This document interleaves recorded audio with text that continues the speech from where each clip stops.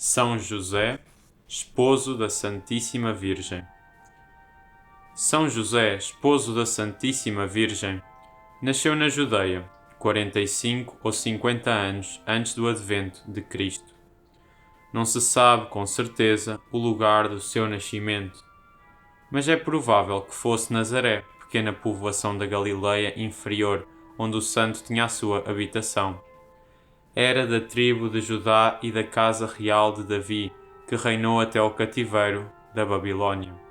E embora estivesse de todo escurecido o esplendor desta régia casa, conservava-se a sua nobreza nos seus descendentes, ainda que sem rendimentos nem empregos que a fizessem brilhar no mundo.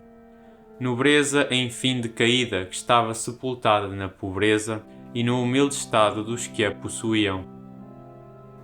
Os dois evangelistas que escreveram a genealogia de São José, ambos provam concludentemente a descendência do real tronco de Davi, ainda que por diferentes ramos. Tão necessária era esta circunstância para que na pessoa do Salvador se reconhecesse indubitavelmente o verdadeiro Messias prometido. São Mateus prova a sua descendência de Davi por Salomão e pelos demais reis de Judá. São Lucas deriva de Natã, filho de Davi, aquele falo filho de Jacó, este de Eli. E a opinião mais antiga e comum entre os santos padres é de Julião Africano, autor que viveu pelos fins do século II. Este assevera ter sabido por tradição, ouvida da boca dos mesmos parentes do Salvador, que Jacó e Eli foram irmãos uterinos, e que, tendo morrido Eli sem ter filhos, Jacó, conforme prescrevia a lei, casou com a viúva de seu irmão para sustentar nela a sua sucessão, e que deste casamento nasceu São José. Pregando o famoso Gerson da Natividade de Nossa Senhora em presença dos padres do Concílio de Constança, disse que se podia crer piamente que São José fora santificado no ventre de sua mãe. Pie credulitate credi poteste. Havendo destinado a divina providência para ser esposo de Maria, tutor e pai adotivo do Salvador, quis que fosse de sangue real, mas pobre, porque tendo de nascer o Senhor na humildade de um estábulo e passar toda a vida em necessidade e pobreza, como havia de escolher para pai um homem rico que vivesse no esplendor e na abundância? Descobriram poucos ou nenhum sinais de meninice nos seus primeiros anos, porque prevenido desde o berço com doces bênçãos do céu, mais que nenhum outro santo, crescia em prudência mais do que adiantava em idade. Como o Senhor o tinha criado unicamente para si, só ele reinou perpetuamente no seu casto coração. Nunca sofreu quebra nem alteração a sua pureza, sendo a principal ocupação da sua juventude a exata observância da lei e o exercício de todas as virtudes religiosas.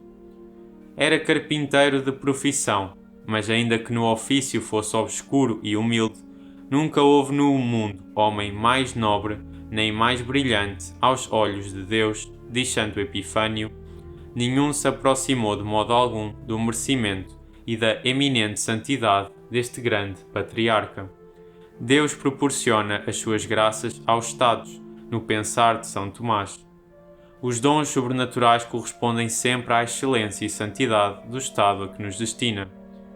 Tendo escolhido a São José para ser na terra o arquivo dos seus maiores segredos, agente e secretário do Altíssimo no mistério da encarnação, esposo de Maria e protetor da sua virgindade, tutor e pai adotivo do mesmo Jesus Cristo, compreende-se, diz São Bernardo, qual seria o resplendor das suas virtudes, a multidão de dons sobrenaturais com que o enriquecera e quão sublime a sua elevação e a excelência. Tinha chegado São José àquele supremo grau de perfeição que levou o Evangelho a chamar-lhe varão justo, isto é, um homem que possui todas as virtudes em grau eminente, quando, querendo o Verbo encarnar nas entranhas de uma virgem, escolheu Maria para mãe e São José para esposo dela. Como a Santíssima Virgem se havia consagrado a Deus no templo quase desde o berço, tocava ainda mais aos sacerdotes que a seus pais buscar-lhe um esposo que fosse digno de tal esposa. E escolheram José, que além de ser da mesma casa de Maria, era conceituado como o homem mais modesto, mais prudente e mais religioso do seu tempo.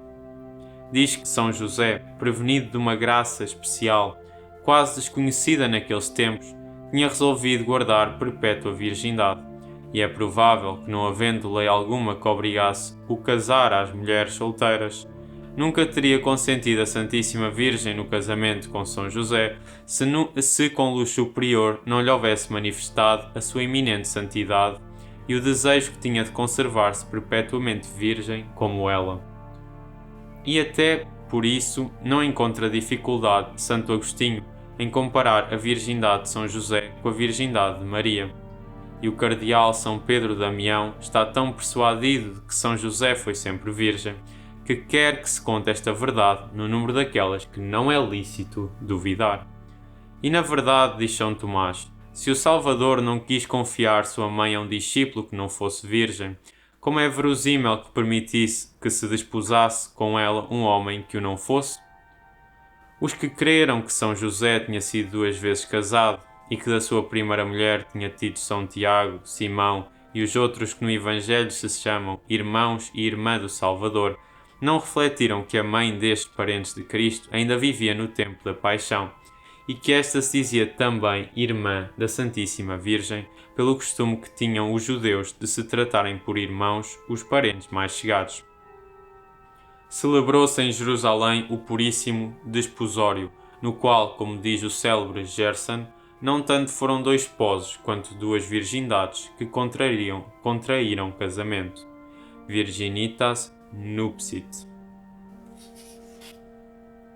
Não houve nem haverá no mundo casamento mais feliz, porque nem o houve nem o haverá mais santo.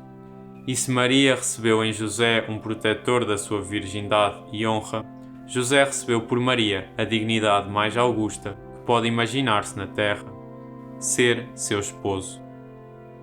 Virum Mariae, hoc est prorsus ineffabile, et nihil praeterea dicit poteste, exclama São João Damasceno. São Tomás é da opinião que, imediatamente depois dos desposórios, fizeram os 2 santíssimos esposos, de comum consenso, voto de perpétua castidade, parecendo-lhe que 2 pessoas tão santas não poderiam dispensar um ato de religião tão perfeito.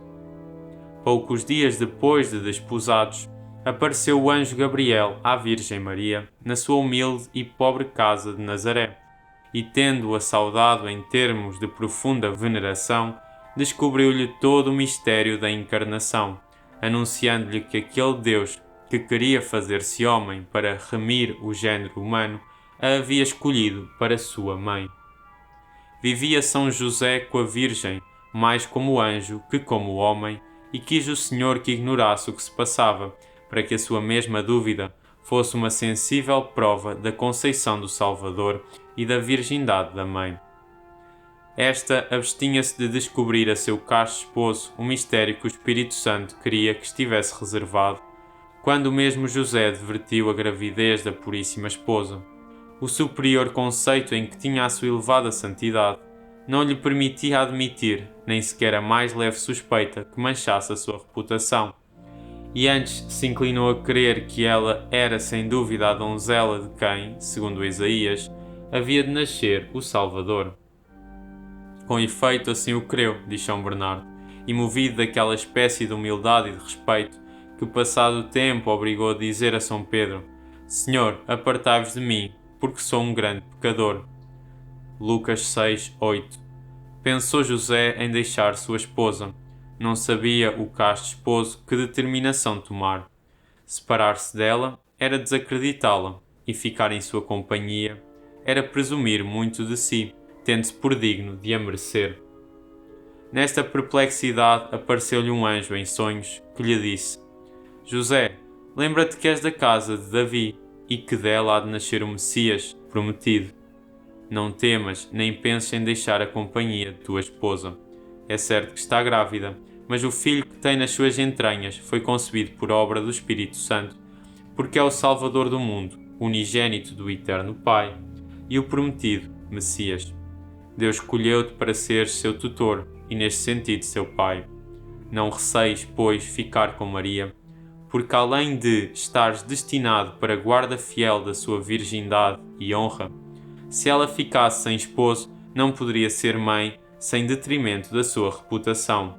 Porás o nome de Jesus ao infante que nascer, para dar a entender aos mortais que este é o que vem remi-los e salvá-los, oferecendo-se em sacrifício pelos pecados dos homens. Instruído José sobre o maior de todos os mistérios, começou desde aquele momento a olhar a Virgem como mãe do Redentor, crescendo nele a respeitosa veneração com a ternura. São Boaventura é de parecer que a acompanhou na jornada que fez para visitar sua prima Santa Isabel, e na verdade não parece verosímil que houvesse deixado ir só a Santíssima Virgem numa viagem tão grande e penosa. Cerca de 6 meses depois, viu-se obrigado São José a ir a Belém com a Santíssima Virgem, em virtude do decreto que publicou o imperador César Augusto, mandando fazer o recenseamento dos vassalos do seu império para registar o seu naquela cidade, onde estava o solar da casa de Davi, de que descendia. Assim parecia no desígnio dos homens, porém no intento do céu e àquele lugar para que Maria desse à luz nele o Verbo encarnado, o Messias prometido, como tinham vaticinado os profetas. Sofreu José em Belém toda a dor e amargura que podia sofrer um coração tão grande e terno como o seu, depois de percorridas todas as pousadas.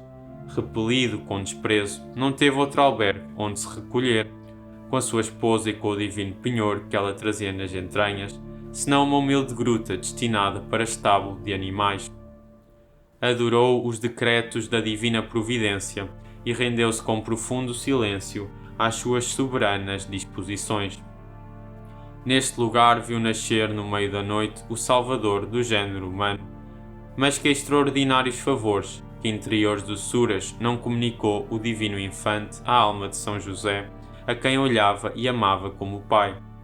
Não foi menos sensível o gozo de nosso santo quando viu chegar aquele ditoso bando de pastores que o céu enviava a adorarem o Salvador. Foi grande a sua alegria, vendo que se moviam do Oriente 3 monarcas para tributarem homenagens ao que, desconhecido na sua mesma pátria e repelido dos seus, se vira reduzido a nascer num estábulo. 40 dias depois do nascimento do menino Jesus, teve São José a dita e consolação de o conduzir ao templo de Jerusalém, sendo testemunha ocular das maravilhas que nele se passaram. Mas apenas voltou a Belém, um anjo lhe advertiu o ímpio intento que tinha Herodes de tirar a vida ao divino infante, ordenando-lhe que se retirasse para o Egito com o filho e a mãe. Não diferiu um momento a obedecer, em virtude daquela perfeita submissão que professava às disposições da divina providência, e sem dar lugar a vãos discursos, partiu no mesmo instante para o Egito, onde permaneceu até que, morto Herodes, lhe tornou a aparecer o anjo do Senhor e lhe ordenou com Jesus e Maria que voltasse à Palestina. O Evangelho dá bastante fundamento para se crer que São José tencionava fixar a sua habitação em Jerusalém ou Belém como lugares convenientes para a educação do Messias. Mas reparando que aquelas duas cidades estavam sujeitas ao domínio de Arquelau, filho de Herodes, e temendo que o novo rei herdasse a desconfiança e crueldade de seu pai, retirou-se, com aviso do céu, a Nazaré, onde não havia tanto que temer, por ser o mesmo São José mais conhecido. Nesta felicidade vivia aquela santa família, a mais augusta e respeitável que houve ou há de haver no mundo, numa condição verdadeiramente obscura e desconhecida, sustentando São José e sua esposa, o menino Jesus, com o trabalho das suas mãos, e obedecendo o divino infante a São José como seu pai.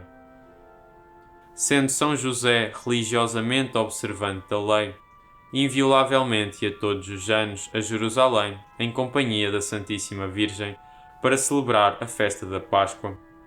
E tendo levado consigo o menino Jesus, quando já tinha completado 12 anos, ao voltarem a Nazaré, deram pela sua falta. É indizível a aflição e inquietação da Virgem e de São José nos 3 dias que o andaram procurando. Tendo-o achado finalmente no templo, no meio dos doutores, não se puderam conter sem se queixarem amorosamente da dor e pesar que lhes havia causado com a sua ausência. Meu filho, eu e teu pai temos-te andado a procurar, lhe disse a Santíssima Virgem. Mas, com a resposta do Salvador, se lhes enxugaram as lágrimas e compreenderam o mistério. O Evangelho nada mais nos diz de São José, senão que, voltando a Nazaré, o menino Jesus lhe obedecia. Mas que coisa maior nos poderia dizer, exclamou o sábio Gerson, que asseverar-nos que o Filho de Deus lhe obedeceu, o amou, o estimou e o honrou como seu pai. Viveu depois alguns anos São José, retirado e desconhecido em companhia da Virgem e do Salvador. Nenhuma família possuía mais ricos tesouros. Qual outra se pode imaginar mais santa, mais perfeita ou mais digna do nosso culto? Não se sabe ao certo o ano em que morreu este santo patriarca. Porém, crê-se com bastante probabilidade que já havia morrido quando o Salvador do mundo começou a pregar. O que parece certo é que, se São José vivesse quando morreu o Salvador, não teria este recomendado sua mãe ao evangelista São João, pouco antes de expirar. É fácil compreender quão preciosa seria a morte deste grande santo, a quem o Filho de Deus quis poupar a dor que lhe causaria a sua. Que morte mais doce, que morte mais preciosa aos olhos do Senhor. Que morte mais santa que a daquele que mereceu ter à sua cabeceira o mesmo Jesus Cristo, ser assistido pela Santíssima Virgem até que expirou docemente nos seus braços. Que multidão de espíritos celestiais não acompanhariam aquela bendita alma até a deixar depositada no seio do Eterno. Acha-se o seu nome aos 19 de março nos martiriológios latinos, escritos já há mais de 800 anos, e ainda é mais antiga a sua festa na Igreja grega. Os magníficos elogios que o sábio Gerson, chanceler da Universidade de Paris, fez de São José no Concílio de Constança, e o que diz da confiança que todos os fiéis devem ter na poderosa intercessão deste grande santo, provam a sua devoção e piedade.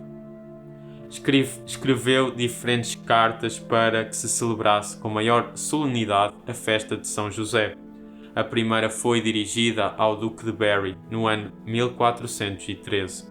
A segunda, ao chantre da Igreja de Chartres, e a terceira a todas as igrejas.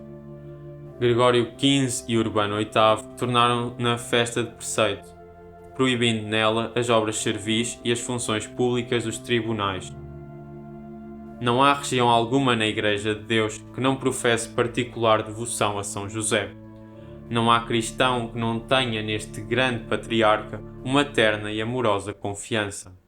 Os muitos milagres que o Senhor opera por sua intercessão em toda a cristandade e os singulares favores que experimentam todos os que o invocam mostram visivelmente que nada recusa ao Salvador, àquele que sempre amou como Pai e que quer que nós honremos. Também contribuiu muitíssimo nestes últimos tempos para promover a devoção a São José, a singularíssima devoção que lhe professou Santa Teresa de Jesus, deixando-a como herança a seus filhos e filhas, em quem vive hoje com tanta edificação o espírito e a piedade de sua Santa Mãe. Em muitas igrejas celebra-se com grande solenidade no dia 22 de janeiro a festa dos desposórios de São José com a Santíssima Virgem, e já no século XIV se celebrava na igreja esta festividade. Há em várias partes fundadas muitas congregações e confrarias com o título de São José para assistirem aos agonizantes. E que santo mais poderoso para nos ajudar naquele crítico momento. O grande Pontífice Pio IX, de santa e gloriosa memória, declarou São José padroeiro da Igreja Católica e levou a sua festa à primeira classe. São José, nosso protetor, rogai por nós.